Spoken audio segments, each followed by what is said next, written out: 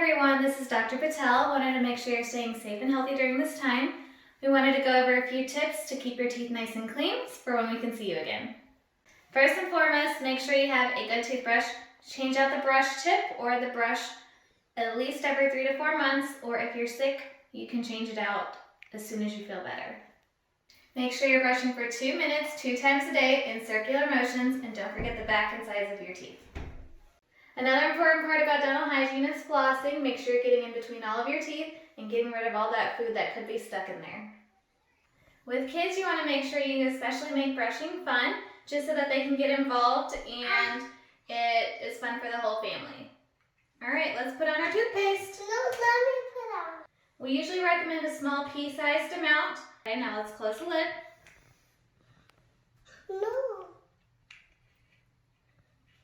All right, now show me how you brush your teeth. Brush your top teeth. Good. Now brush your bottom teeth. Brush your bottom teeth. And don't forget the backs and the sides.